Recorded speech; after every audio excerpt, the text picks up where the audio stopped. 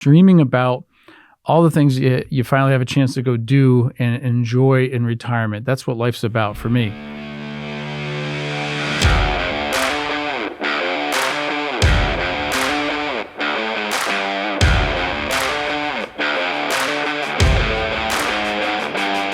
As you approach retirement, the 10-year countdown is a crucial period for fine-tuning your financial plan.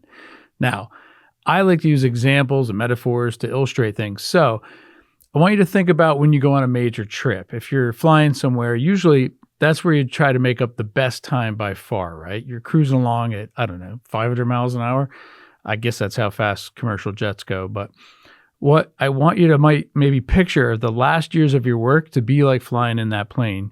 You're earning and you're saving at your maximum pace as you fly toward retirement. But just like going on a trip, you don't plan to just get to the airport and stay on the plane, right? That'd be ridiculous, and you'd probably end up institutionalized.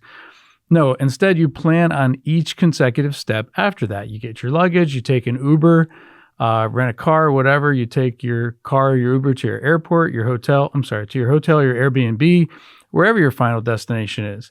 That's the way you need to think about retirement. It's not a final destination. It's just a moment in time. So don't focus on just the act of retiring. Think of it as a career landing and coming in like a plane, right? You need to be sure you have many of the next steps laid out and that you'll be able to afford all these places you plan on going and the things you hope to be doing, right? Don't just focus on getting there. Think about what you want to do when you get there and make sure that you have the resources to do it. That's our goal, right? So how do we do that? Okay, here are 10 key steps to consider. And I'll spend the most time on number 1 because I think that's really your launching point, and I feel it's also probably the most important. Okay, number 1, assess your savings. There are 2 ways that you can do this. Motivation-based, which is the easiest to say, but probably the hardest to do. This is just you kind of going off your gut and saying to yourself, I'm going to start saving as much as humanly possible. Now, I love the enthusiasm behind that, but motivation without definition or a clear goal can be really, really hard to sustain. Or you can go goal-based. Use an online calculator to determine how much you'll need based on your lifestyle that you hope to have when you get to retirement. Basically, back into the numbers you need by figuring out how much all that's going to cost you in retirement, factor in expected inflation and how many years you have to save yet, and estimate what your return will be on your savings, and then it can tell you how much you're going to need to save now. Or just hit the easy button and contact an advisor. Most people think that they shouldn't talk to an advisor really at that point until they're ready to retire. But really good advisors, we prefer to meet with you at this stage so we can help you get even better prepared for retirement. Think about that trip example again. Like, would you rather someone look over your shoulder criticizing you after you got there, saying, why didn't you pack this? Why didn't you pack that? Or would you have preferred to have that experienced person who's been there, who's been around the block already, telling you what to do while you're packing? Like, hey, don't forget to pack this, and remember to also bring this. This is helpful. That's the perfect time for you to find an advisor. Find someone you're comfortable with so that you can plan this thing together. Okay, number 2, trim expenses and boost your income. Everyone focuses so much on the income side of the equation, right? But you need to understand that the expense side is actually where you have even more power. Think about it. What's your effective income tax rate? Let's just, for argument's sake, say 25%. Every dollar you want to spend, you need to earn $1.33. And that holds true now and in retirement. So if you can trim expenses and reach your peak earnings during this time now, then you're turbocharging your retirement. And that is power. And that is smart. Okay, next up, diversify your savings. If you already have a healthy balance in a 401k, 403b, or IRA, consider opening a Roth IRA. In 2024, you can contribute up to $7,000 or $8,000 if you're 50 or older, like me. Roth IRAs, they offer tax-free withdrawals, and they can really add flexibility for retirees. So, special note, although there are phase-outs that eliminate your ability to contribute to a Roth IRA if you make too much money, there are now things being offered through your employer plans a lot of times that may be ways for you to still contribute using available strategies like mega backdoor Roth IRA and things like that. So again, it's a great time to ask an advisor for help with this. Pay down your debt. Let's go on that one now. Prioritizing paying off high interest debt, including your mortgage. That's great.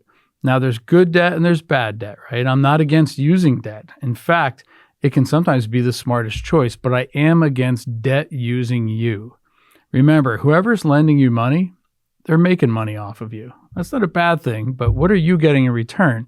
If it's just the chance to buy more stuff so you can pay full price today only to garage sale it for pennies on the dollar in 5 years, that's getting you nowhere, right? So if it's a chance to buy a property that you feel is going to be appreciate dramatically in 10 years and will be more than pay for itself, plus you'll sell for a nice gain, that's a totally different story. So make smart decisions as you close in on retirement.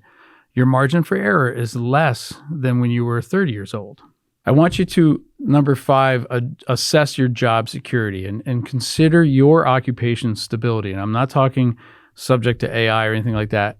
If it's uncertain, focus on building stronger financial safety net. That's important. And at work, focus on how you might prove to be a key person at your company if you're not already. You want them at work to feel some disappointment when you're ready to retire, right? In other words, make sure that when you do leave, they're throwing the party for you and not for themselves. Okay, next, number 6, revisit your risk tolerance, which is a fancy way of just saying we're not as young as we are when we started saving, right? So you probably shouldn't be investing as aggressively as you were many years ago.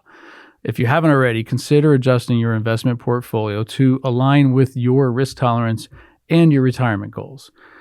As you near retirement, a more conservative allocation might be more appropriate. It usually is. Okay, now I want to talk about emergency fund, okay?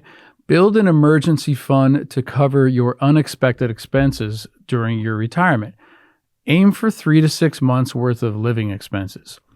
And a spoiler alert here, most people skip this step or never even consider it.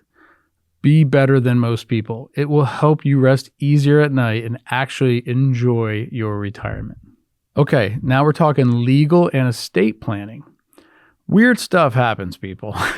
Expected and unexpected things. Marriages, divorces, moving to a different state, and even death. Any of these are reasons to consult with an attorney to address legal matters such as your wills, trusts, beneficiaries, and healthcare directives. Make the time to do this. It's really important. You worked your whole life for all this. Don't lose it because of complacency. 9 on our list is healthcare planning. Evaluate your healthcare needs and options for retirement. If you're retiring well before age 65, you need to really pay attention to your healthcare coverage up to when you'll use Medicare at age 65. Make sure you're properly covered and that you have an idea of what that's going to cost you. And rounding out our top 10 are lifestyle and location planning. Lastly, take some time to reflect on your lifestyle and retirement and whether it aligns with your financial plan. Make sure they match. Consider the cost of living in different locations if you plan to relocate. Think about how you're going to spend your time, whether it's traveling or pursuing hobbies or volunteering or all of the above. That last section, that last number 10 is my favorite. Dreaming about all the things you finally have a chance to go do and enjoy in retirement. That's what life's about for me. I remember my dad always said, I have to have a light at the end of the tunnel, something to look forward to or that you're shooting for. Otherwise, you can get lost. You can kind of focus on little things as you get older and make them bigger problems. And so I hope this list, that's what my dad said. That was always near and dear to my heart. I hope this list was helpful. And I hope you stay focused on that light at the end of your tunnel and your goals. They're your goals, nobody else's, right? But these are general guidelines, so keep that in mind. If you'd like a personalized and fun way to approach planning without the intimidation or a salesman kind of effect, our Stonehouse team's only just a click away. So I hope this was helpful for you.